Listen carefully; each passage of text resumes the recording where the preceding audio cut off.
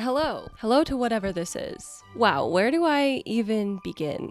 Because I am queen of inconsistencies, so here we are.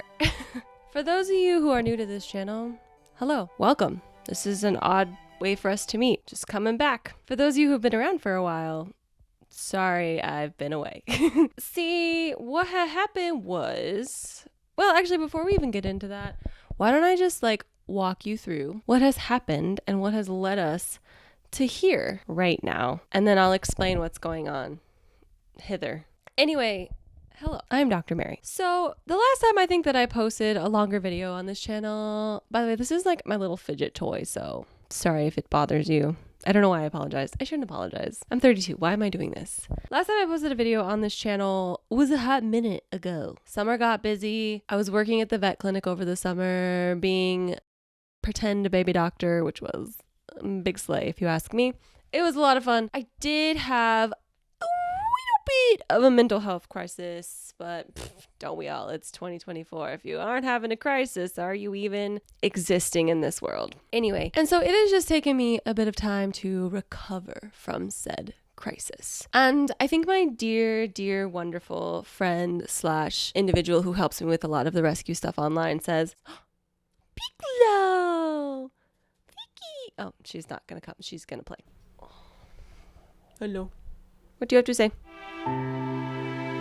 Anyway, my friend had said that I spent a lot of time building up to a certain amount of things that I could or could not do. And then I started vet school and tried to keep up with that schedule. And that was just very impossible, you know what I mean? So it really shouldn't be a big surprise, right, as to why I couldn't really keep up with anything. And I kept trying to come back in different ways.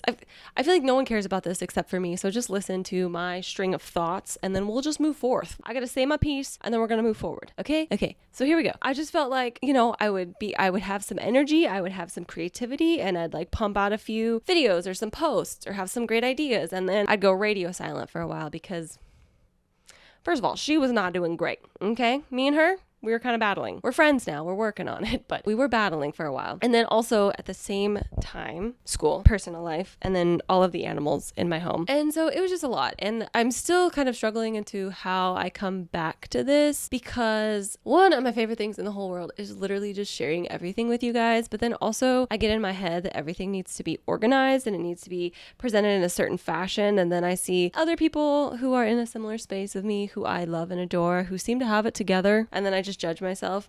It's a whole thing, right? Like, who says when you get into your 30s that you got everything figured out? Because I do not. I am literally flying by the seat of my pants every single day. And it's woof. It is woof out here, partners. So, yeah. So yeah. Piccolo. Oh, I love my Piccolo. Oh, she's so dumb. I love her so much. Anyway, so before I started all this online everything and sharing the rescue world with you guys, I was a podcaster. I know, they allowed me to have a microphone. It turns out you don't really need much except purchasing power to get a microphone. You don't need a lot going on up here, I think, as we all see pretty regularly. I really enjoy that because here's the thing about me that I'm learning. Not only do I have ADHD diagnosed, I have undiagnosed, likely, potentially, autism. And I don't want to hear in the comments, you can't self-diagnose. Like, yes, I can. My therapist says so. I like to explain things. And sometimes that is the really hard part about short form content is I cannot go into depth of the way of the things that I want to say so that it makes sense. And so that you guys get a full, complete picture of everything that is going on in the world, in the world. So I thought, why don't I start a podcast? So this summer, I was going to start one with Megan, and then the world imploded for both of us, and it just didn't happen. And so here we are. We are here. We are here. We are queer, and I've got so many words to tell you and so many thoughts and things. So welcome to whatever this is going to be. I'd like to call it For the Love of Rescue podcast, but it could also just be Mary does this thing one time and sees if it works, and maybe it does, and then she gets overwhelmed again. But I'm really going to do my best to make it a thing because I promise I'm trying. Anyway, so here we are. That is the whole backstory. And so now we can move forth henceforth and do things. Let's start with a first segment that I just made up in my mind, and let's call it What the Hell Happened This Week? If you are on my Patreon, which if you want to, but you do not have to in any capacity, because the Patreon goes to support just me as a creator, someone who's in school right now, etc., etc. What I shared on my Patreon was that something this week happened that was kind of personal in my life, and I don't share a lot of that because, like, I'm a weirdo and I don't share much about anything. It's probably why I'm in my head a lot, but it really impacted me a lot this week. So this week was very much an emotional struggle bus, but here we are. I mean, who does not relate to that? So what the hell happened this week? Number one, most important thing that happened this week. We got a bottle baby. Yes, you were probably thinking, Mary, with you struggling to do a lot of things, you probably don't need to be taking on a bottle baby. You're right. You're absolutely right. But here's the thing. It's not my fault. And let me explain. Because she's not here to defend herself, I'm going to blame Bethany. Lovely, wonderful, beautiful Bethany. And I don't actually remember how we acquired the first one because the days and the minutes and moments just blend together. But we acquired a bottle baby that went to her. So Bethany has a little singleton bottle baby, also an all black kitty. And then once we get a singleton bottle baby, because the most important thing about like fostering kittens and also just having kittens and cats in general, in my humble opinion, especially when they're young, is making sure that they have a similar aged buddy so they can learn how to have appropriate behaviors, meaning they'll play with their buddy, they'll like super wrestle with them, and then they'll love on you. Will they try to wrestle with you? Yes, but you're not as fun as their friend, so they will have a buddy. So whenever we get a singleton in, especially a little bottle baby, I try to, as soon as possible, find another bottle baby, which, believe it or not, is really not that difficult to do around here. I can just literally go to any Facebook page and just scroll for 2 seconds and I'll find something. So we got a call that morning about a little baby that was found in the woods, and I said, give Mr. Caddy. Hi, big boy. Oh boy, you guys need a Mr. Kitty update too. There's so many things to update on. But I said, gimme. And so I took the baby on. She's roughly 3, almost 4 weeks old. She has no idea what is going on, literally has not had her first thought, and it's quite glorious. I love her so much. Similar to Mushroom, if you remember Mushroom, this is Mushroom. Mushroom was also found like in the woods on a walk, and he could not latch. He tried so hard, like A for effort, F for outcome. He tried so hard, got 0 far, and in the end it just did not matter. But he was able to slurp down that bottle. She similarly, come on buddy, get into bed. I know it's what you want. Mr. Kitty has arthritis, so like, he's got arthritis. And so getting into beds is very difficult for him. This is not his normal bed. His normal bed has a nice little like divot for him to get in and out of. I know, you're a good boy. She hasn't had her first thought, very, very dumb, and she cannot latch as well. That does not stop her from slurping down the bottle. Yeah, she's wonderful and she's great and she's dumb and she's a little constipated and I love her so much. And she gets to come with me to school, and it's my favorite thing because I bring her to school and her little like playpen, it's like an extra large small. It is an extra large carrier that is fabric. Why was that so hard to say? She has her little carrier and I bring her to school, and I have a couple of my professors who are just wonderful, and I literally show up at 8 a.m. and I drop her off with them, and I'm like, I'll pick her up at 2 and then I leave. And then give them the bottle and they just take care of her, and it's great. She is very popular at school. We're having a great time. That is the first thing to happen this week. What else happened this week? My brain chemistry was permanently altered by personal things. Mr. Kitty, she don't like that. She don't like it. Piccolo does not like it when you're in her face because Piccolo is both partially blind and mostly deaf. Yeah, she's got a whole heap of problems. First of all, I don't know if I ever really went into this with Piccolo, so here, let me break down Piccolo's condition, okay? Piccolo has hypothyroidism. Saucy, Dr. Fur, she's mine. Saucy, what are your thoughts? None as usual. Piccolo has hypothyroidism, not hyper. So when we're looking at medical terminology, ready? You want hyper, that means more, above, extra. Like hyperfixation. I'm fixated on something a lot, okay? Now, if you want to go to the opposite, would be hypo, meaning little, small, not much, zero, okay? So if you don't care about something, for example, I don't care about football, sorry, I would say I'm hypofixated. I actually would literally never say that. That is the dumbest thing. But just for this example, hypofixated on football. Okay. So hypothyroid means she has little, zero thyroid. Okay. Now, if she was hyperthyroid, it means she would have a lot, too much, excessive. Okay. So Piccolo, hypothyroid. Now, the thing about thyroid is a hormone that is produced by the thyroid gland.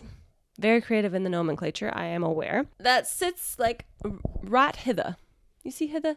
It's like right about here-ish on us and on animals. Now, here's a very basic breakdown of how this works. Are you ready? I'm going to include my notes from veterinary school right here so you can see what's going on. This is the pituitary gland in your brain. And I know what you were thinking initially. You're nasty and you need Jesus, okay? This is the pituitary gland that is in the brain. The pituitary gland does wonderful things. The main thing is it is like the control center for certain hormones, okay? For your hormones in your body, the pituitary gland is like, hey, I'm God. I tell you what to do and then you make it. So in the instance of hormones, the brain sac will produce a hormone called thyroid stimulating hormone. Thyroid stimulating hormone, or TSH, will travel in the bloodstream and make its way to your thyroid, and it tells the thyroid, hey bestie, guess what we need? We need some thyroid. So like, get on it. So then your thyroid gland, if it's working properly, will say, you need thyroid? Say less. I got this. This is literally what I'm here for. This is my literal only job. Produces thyroid. Okay. Thyroid then is important for a lot of things. One of them is growth, development, regulating body temperature, stuff like that. Like little tiny minutia things, right? Not that important, but could be very important, right? Like growing. You see how she is not responding to anything? I will scream for her and try to find her. And she's like, nowhere to be found. No idea what's going on. So in her case, hypothyroid, it could mean a couple things. Basically, what it comes down to, what it boils down to, is there's no thyroid hormone being produced in her body. And so it doesn't go to the tissues, which means we don't get growth. We don't get thermoregulation, meaning our body temperature. We're not able to regulate our body temperature. And a lot of other things. But like in her case, that's very important because she is literally a baby and babies do need to grow. Okay. So there's two ways that this can happen. One, the brain sac can not work properly. There could be a tumor in there, or the cells that produce the thyroid stimulating hormone could be like, actually, I hate this life, and can yeet their way out of it, or just like we're never born to begin with. For whatever reason, they don't produce that thyroid stimulating hormone, which means your thyroid is fully capable of doing their job, but they're never told what to do, so nothing ever gets produced. It's kind of like when your boss doesn't tell you what to do and then gets mad at you because you didn't do the thing that you didn't know you were supposed to do, and so nothing ever gets done because literally there's no communication. Okay, that's the boss's fault. We didn't communicate. Now, the other way it can happen is that your brain sac actually does produce the hormone, the thyroid stimulating hormone, and that actually does get to the thyroid, but the thyroid says, what is that? What is the TikTok? It goes like this. It's like they're all laying down and they have like the hand above and they go do do do do do do do do. But if you're looking, it goes do do do do. Thyroid does not, in fact, get produced. So in Piccolo's case, she doesn't have thyroid being produced, which means she did not end grow. You know how Jenna would say you have to water your encerment to have them end grow and give them in chicken? Well, in order for a cermet or a Piccolo to end grow, you actually need more than just chicken and water. You need thyroid.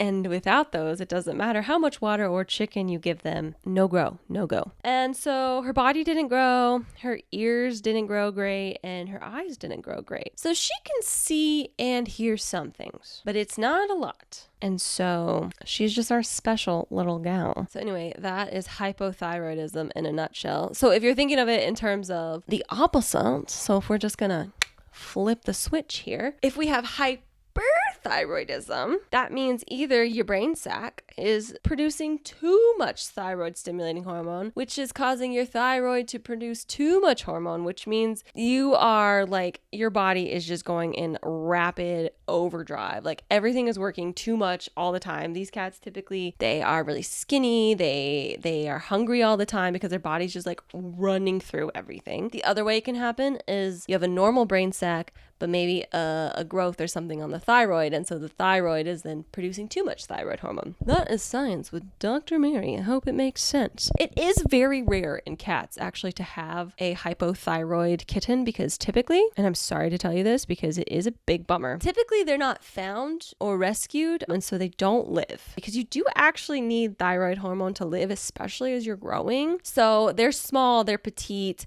They may not pass because they don't have thyroid, but they will pass because maybe they're more sickly, they're more susceptible to diseases, etc., etc. So Piccolo, a rare find. She is a rare pull. Yeah, she's just a wonderful girl. I mean, look at her. There was a little risk at first. I was like, uh-oh, is this a Foxy 2.0? Like, am I going to keep her? And you know what? She is absolutely freaking wonderful. And yeah, I would jump off a bridge for her. Like I would do anything for her. Semicolon, however, comma, I think my house is a little bit too chaotic for her. She's navigating it okay, but I think she would just do so much better in a home that's a little more calmer. Maybe not everyone trying to sniff her butt all the time. Aussie, wherever you're at. Aussie likes to get right up in their butt. And then of course they hate it. Who would like that?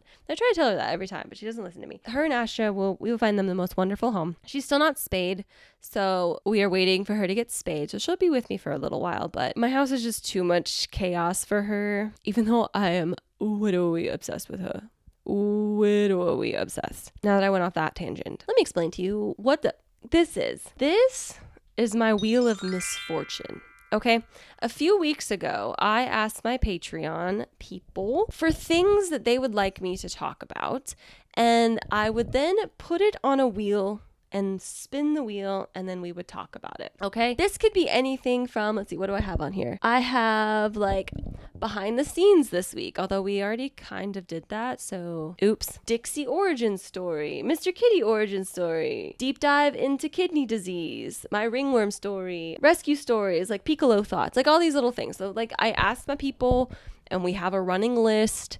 So the idea is, even if I have like nothing to talk about and my brain is like very sucked in and I don't remember literally what happened 5 minutes ago, I can come to this every week and we can just sit down, spin it, and talk about whatever it lands on. And I think that that's a fun, happy, good time. I love it. I'm here for it. Plus it gives me the opportunity to really like dive into this. Now, one final thought. Will this be my only content from now on? No.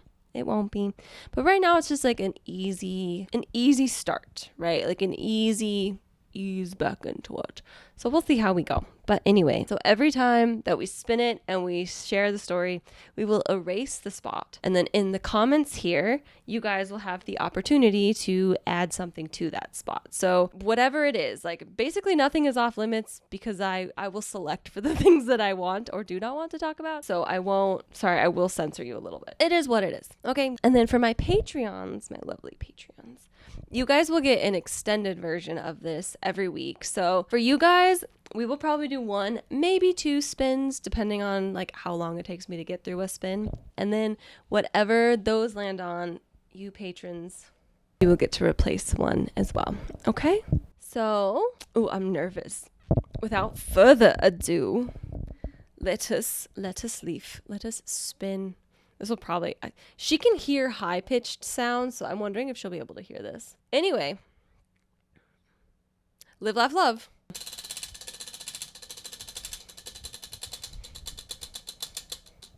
This is really exciting. Thoughts with Piccolo. That is a stellar first spin, but unfortunately, Piccolo is asleep. So, do you have any comments on that, Piccolo? No, we're going to keep that one for another week, just in case she has something to share next week. I really don't want to take that away from her. She has like 3 thoughts, and I don't want to ruin them. I would like to hear all of them. You know what I mean? Whew! Okay, we are starting this one off with a foster story. This actually is pre-internet. Mary story. This was in my very, very baby beginning rescue story stage where I'm like shocked that like my whole house didn't die from something in some capacity, because wow, did I not know what I was doing at that point. But you know what? I had heart and I tried, and that's all that matters. And I got better. But this is Will. His name was William, Wilbert. I mean, everything you could think of. What a guy. So, oh my God, this story has so many layers. How do I even begin? I feel like people don't talk about this enough in the rescue space because it's a very like kind of niche thing to be part of. But when you get involved in rescue and fostering, like if you get like deep involved because you have problems with boundaries and commitment issues, you will find at some point in your rescue career a rescuer who is basically kind of a glorified hoarder, okay? And I found a certain person who was this thing, and that's about all I'm going to talk about with that. Saucy, come here! Oh, did you bring me your toy? Come here! When Aussie goes, I go, and that's it. So this person was very well known in like the rescue world, and so she would get a lot of kittens, and they couldn't say no. And so when I started working with them, I started to get like a lot of kittens, like an unsafe amount of kittens. Not in just in terms of like number, but one thing that is really important that you guys need to be fully aware of, whether you are a foster and you've been doing this for so long, or you're brand new, or you like have no idea what fostering is and you're not even sure why you're here, but you click on this video, but like, hey bestie, there's a way to do things safely. You have to have a safe space to quarantine a new foster away from your personal cats and any other fosters you have in the home. If you do not have a space to do said thing, then you do not have space to take on that animal, okay? Quarantine is serious. You should take it seriously. You should never break quarantine because it could cost you the lives of not only your fosters, but even potentially your own cats. So like, it's a big deal, okay? That being said, person that I was learning from at that point didn't do quarantine, and they said that they did, but they really didn't. And so they just kept bringing me kitten after kitten after kitten after kitten. And so I ended up getting a bunch of kittens. One of them is also on here, but it didn't land on him, so it is what it is. And we named him Will. Oh my God. Will was just the most wonderful man. He came to us. He was abandoned at like a PetSmart. Like they literally found him in a cat tree at PetSmart. Like someone literally just dropped him in there. They brought him to me. We took him on and I added him to the group that I had, which you shouldn't do ever. Don't care. Don't care if it's a nursing mom. Don't care about nothing. Do not add them together. Added them together, and then a bunch of them died, which was, scary, bad. And somehow, by some miracle, I got Will through that. There were a lot of other nuanced things about this story. Like I had like 5 or 6 kittens at this point, and they all came to me independently, and they were all just together, right? All of those are some of like the most intense stories I probably have in rescue, just because they were like some of the first ones. And so I was just learning so much at that point. So anyway, got Will, bunch of kitties died. Somehow I pulled Will through. Actually, I remember the weirdest part about that one is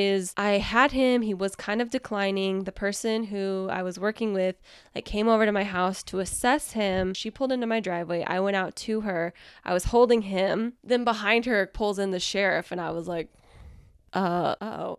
One thing you need to know about me is I don't do great with that. I'm afraid of authority. It is something that it is not a good thing to be, but I am. So they pulled into the driveway and they got out and they were like, did anyone call the cops? And I was like, nah, dog, not around here, partner, not around here. And he was like, whoa, was that a kitten? And I said, yeah, it's dying. And he goes, oh, maybe I can help. He, in fact, could not help. I handed it to him and he was like, wow, this does not look good. And he handed it right back. So anyway, that was odd. Will pulled through. We got him healthy, and he took forever to adopt. And I don't know why he took forever to adopt, because he was just the most wonderful kitten. It's really just that there are so many kittens around here. And so it is, the more that I learn, the hardest part about rescue is quite literally not taking them on, like finding them. That is the easiest part. The hardest part is getting them out. I could take on hundreds, right? But if I'm only adopting out one a month, like that's going to get bad almost within a week. You know what I mean? So it took forever. Roger and Rodrigo got adopted. Shmesica got adopted. And then it was just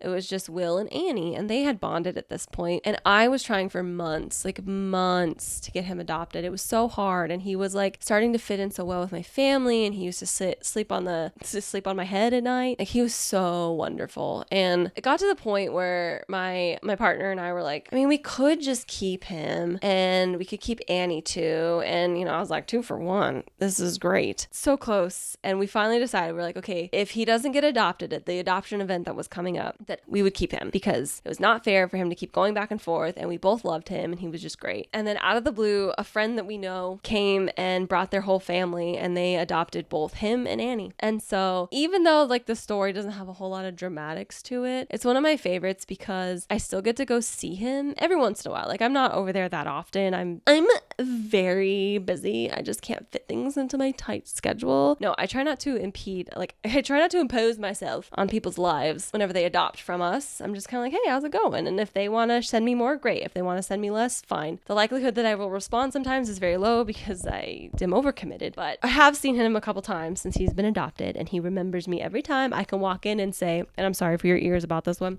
wee! And he comes walking right up, and he's like, hey mom, how's it going? And I love him. So that's the story of Will I Am. So we will erase little Will.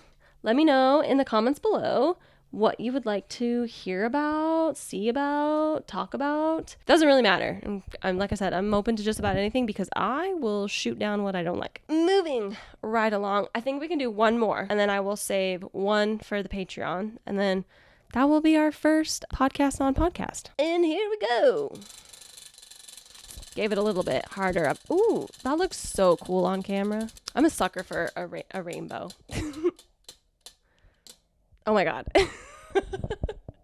So Roger, it landed on another kitten story. Today, the stars said, let's sprinkle you with some kitten stories. So Will was one of my favorites because I bonded to him so hard and I love him so much. Roger was one of my favorites because he was like my first like really intense like rescue story. Like, I say intense, but he was more than just like a kitten that was healthy and I just had to hold him until he was adopted. Like, he had multiple things wrong with him. Okay. So I was still working with that person that I had mentioned before, and that's all we're gonna say about them. And they brought me this little kitten who was about 2 weeks old, and he had been, looks like he had been bitten and picked up by something, and he had holes, like puncture wounds all over his body. He had a temperature, he was covered in fleas. And so like, it sounds awful, but it was my first big rescue, and I was like, oh boy, do I got this. And I switched phones at the time, which sounds so silly, I'm sure, but I switched to an Android, and so I don't know how many pictures I'm going to be able to recover of Roger. But if I do have them, they're going to be here as we're talking. He's a beautiful boy. He's living his best life. So I took on this little kitten, a bottle baby. He had all these puncture wounds. I was getting him all cleaned up, and I was feeding him, and I was trying to get him to take the bottle. He wouldn't take the bottle. Like, he was dehydrated. His gums were white. I was doing all these things, and I was talking to the person, and I said, I think he really needs to go to the vet. And they said, well, let's not go to the vet yet. Let's wait, which, back then I didn't like. I was very uncomfortable with, but I did not have the money to do that. So I was like, okay, here we go. But nowadays we would immediately go to the vet, and we would be running some tests just to make sure that we're not like in the danger zone of anything. But I was giving him a bath, I was flea treating him, and I saw all these puncture wounds, and the puncture wounds started to move. I'd never seen anything like it, and it was disgusting. I obviously immediately went to Google because that's what you do, and I looked it up, and they're called bot flies. So they're these little nasty things that when there's like a puncture wound, the fly will come to the kitten. They'll lay eggs on little kittens because they don't move much. So they're a very easy, like docile thing to lay eggs on. So they'll lay the eggs on it. The eggs will hatch. And if there's an open wound, the larva will go in and basically start growing. And they feed on like dead and dying tissue. It's disgusting. It is nasty. But it's, okay, hear me out. It's like popping a pimple. Hear me out. So when you get a bot fly, it kind of looks like this. like there's something moving under there. And the way you get the botfly out is you have to very delicately pull the whole thing out. You cannot break the bug. You cannot pull the bug out in pieces. You need to pull the whole thing out in one go, because if you leave anything in there, it can become toxic and the animal can die. It can basically send toxins into the bloodstream and then the animal. So you're looking at this thing and it's moving. So the way that you get it to come to the surface is you cover it in Vaseline, and that causes it to be deprived of oxygen because I guess they need to breathe, and it will come out of that hole, and then you have to clamp it with your tweezers and gently pull it out of the hole. Mind you, don't do this at home if you are not trained in it or know what you're doing, because it can harm your animal. Get it to a professional, especially because the professionals really like to remove these because they're so simple, and really there's nothing you have to do after that. You just pull them out and then it usually heals over beautifully. So I started to look him over. I pulled like 4 or 5 bot flies from this little kitten. He had one on his head. He had one on his shoulder. I think he had one on the other shoulder too. And I think there was one more. It was so long ago, but I distinctly remember the head and the shoulder because the shoulder one was massive. He wasn't eating. He wasn't drinking. And it was just like this whole wheel of misfortune in that one. So we got the bot flies out, but then he got an infection in each of the bot fly holes. So then we had to bring him to the vet. And although the person I was working with was like, don't do that, or like, I don't love this idea, I disagreed. So I brought him in with my own money, which was kind of the beginnings of like, maybe we should just like, this should just be a rescue. Like maybe if we're going to be doing it this way, let's just go ahead and start a nonprofit. So brought him in. The vet was so wonderful and so kind. She's no longer with the practice, but she, not only was she willing to work with like a 3-week-old kitchen. Okay. Not only was she willing to work with a 3-week-old kitten, which can be a little rare. I understand, because coming from like the vet curriculum perspective, guess how many times we've talked about neonatal kittens or bottle babies or kittens younger than 8 weeks of old. Maybe one time, because we were talking about pregnancy. So I don't really blame any of the vets because it's not something that we're really taught. And so you just don't get a lot of experience with it. Anyway, she was willing to do basically anything. So she took him in, she got the infection under control, but she wanted to keep him on fluids and whatever. So she ended up taking him home for the weekend. Like she went above and beyond for little Rajpaj. And it was just so wonderful. And I think that was like the first time, because it sounds so silly, but sometimes I feel like the rescue world and the medical world are at war, and it's not really, there's literally no reason for it. One thinks the other is trying to like take advantage of the other, and then the other doesn't feel appreciated by the other. Like it's just this whole thing. But that was the first time I was like, oh, we're a team, which sparked a really beautiful, wonderful relationship, right, with the vets that we work with, and et cetera, et cetera. So she got him better. She kept him for a weekend. We got him on antibiotics, got him on the right road to recovery. And he was just this like greasy, odd looking little alien. He was just a weirdo. And he was just so wonderful. And then, yeah, like that was the first time that I had like a legit bottle baby who was really sick. Woke up in the middle of the night multiple times. I was giving him fluids. I was like doing all the things. I was like, ooh, I'm a medical professional. Literally had no idea what I was doing. I don't know who gave me any of the tools that I had. I don't know who put me in charge, but I did my best. And he survived. And him and Rodrigo got adopted, and they are living their best life. Ooh, Piccolo. She agrees, and she has no further comment. Anyway, that is the first episode of this, whatever it shall be, the gift of gab I do have. And so we are here. If you have anything that you would like to see added to the board, because now we have 2 slots that I have erased, so we can add 2 new things to it. I also asked people on my Instagram, if you're not following me on my Instagram, I've been posting a lot on my Instagram lately. TikTok is weird right now, so I post whenever I post. But here is all of my socials. And then here is the rescue socials, Miss Dixie's Kitten Rescue. We are a 501c3 nonprofit. If you want and are able, please consider becoming a monthly donor for Miss Dixie's Kitten Rescue. We run off of donations, so we can save little kitties like little Piccolo. And if you are able to and you want to, because you don't have to, because it's literally not necessary at all, it's just there. I'm going to continue recording for a extended version for my Patreons right after I conclude this. And if you want to be part of that community, you can sign up over here. All of that is linked in the description, donations, Patreon, etc. I love you. I appreciate you. I had a great time today. I finally feel very creative, and which seems so silly because I just literally sat and talked for an hour, but what can I say? I have the gift of gab, but it's ADHD and it's all over the place, and nothing was a linear story in any capacity, and that just is what it is, you know? Live, laugh out of this reality. Anyway, live, laugh, lobotomy. I am going to now record for the Patreon. Love you guys. Appreciate you guys.